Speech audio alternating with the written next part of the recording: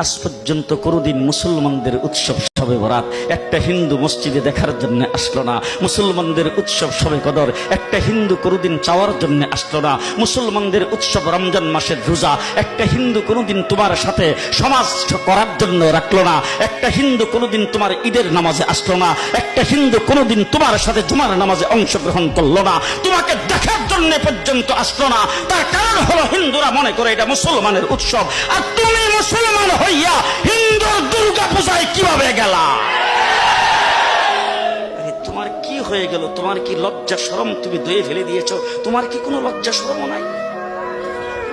লজ্জা শরম নাই? আবার কি সুন্দর বলতেছ, ধর্ম যার যার উৎসব সবাই। হাই হাই হাই, ও মুসলমান যুবকেরা ভালো করে শোনো, ধর্ম যার যার উৎসব সবার, তাইলে বিয়া যার যার বউ তো সবার। জি, বিয়ে যার যার বউ সবার, পুষ্কুনি যার যার মাস সবার, গাছ যার যার ফল সবার, ক্ষেত যার যার ফসল সবার, দোকান যার যার মাল সবার। এখন ঘুমাইছে কি কথা বলেন না কেন? তাহলে আমার দোকানের মাল যদি আমার হয়, আমার ক্ষেতের ফসল যদি আমার হয়, আমার গাছের ফল যদি আমার হয়, আমার গাছের নারিকেল যদি আমার হয়, আমি বিয়ে করলে বউ যদি আমার হয়, মুসলমান আমার পুষ্কুনির মাছ যদি আমার হয়, তাইলে ধর্ম যার উৎসব তার।